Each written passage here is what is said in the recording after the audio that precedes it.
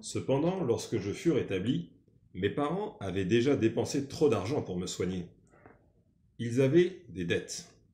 Et mon père, qui en avait vraiment assez de tous les ennuis que j'avais causés, commença à se montrer sceptique vis-à-vis des déclarations et des certitudes des guérisseurs.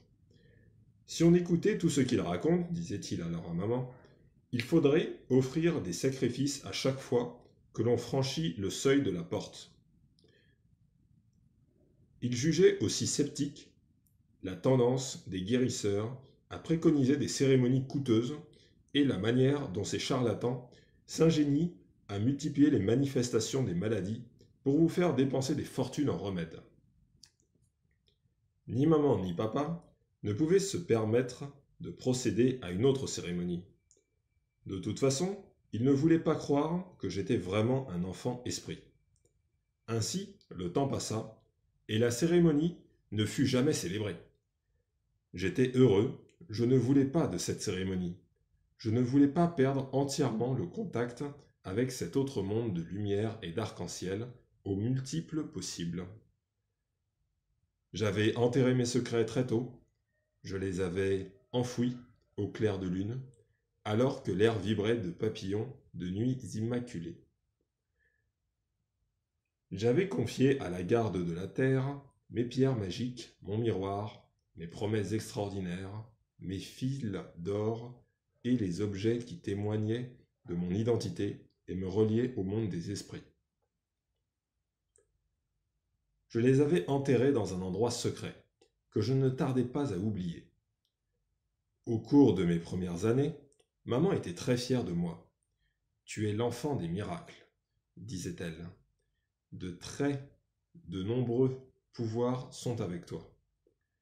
Aussi longtemps que le cordon qui me reliait aux autres mondes demeurait intact, aussi longtemps que mes objets n'auraient pas été découverts, cela pouvait continuer à être vrai.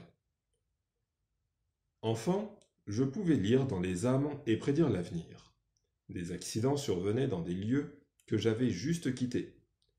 Un soir, je me trouvais dans la rue avec maman, j'entendis une voix chuchoter à mon oreille. Traverse la rue. J'entraînai brusquement maman de l'autre côté de la rue, et un semi-remorque défonça la maison devant laquelle nous tenions quelques instants auparavant en tuant une famille entière. Un autre soir, pendant mon sommeil, le grand roi fixa son regard sur moi du haut du monde des esprits. Je me réveilla, courus dehors et remonta la route à vive allure. Mes parents se précipitèrent à mes trousses. Alors qu'ils me ramenaient à la maison, nous découvrîmes que l'enclos où nous habitions était en flammes. Cette nuit changea le cours de nos vies. La route se réveilla. Des hommes et des femmes en peignoir, aux visages ensommeillés, s'attroupèrent, des lampes noircies à la main. Il n'y avait pas d'électricité dans notre quartier. Les lampes que chacun tenait au bout de sa tête illuminaient le phalène aux yeux étranges. Elles jetaient une lueur si spectrale sur les visages désincarnés que j'eus à nouveau le sentiment d'être environné d'esprits. Vision fugitive d'autres mondes en ce monde. Les feux envahirent la nuit.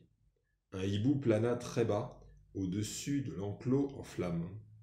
L'air s'emplissait de cris, les locataires allaient et venaient fébrilement, portaient des seaux d'eau qu'ils allaient remplir au puits le plus proche.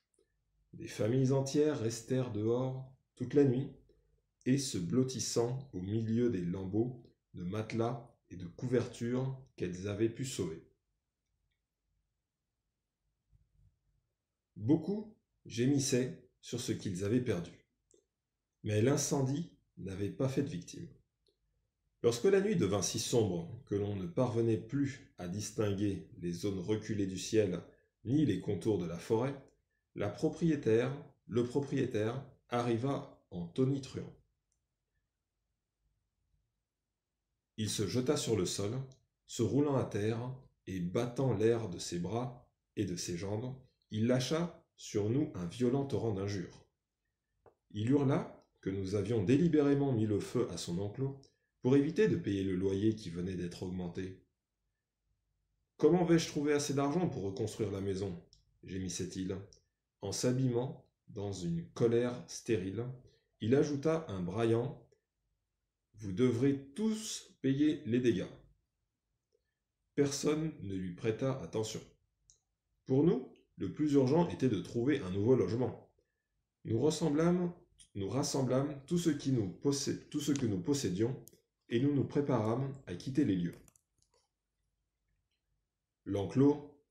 Personne ne doit quitter l'enclos, dit le propriétaire, en criant dans l'obscurité. Il partit précipitamment et revint accompagné de 3 policiers.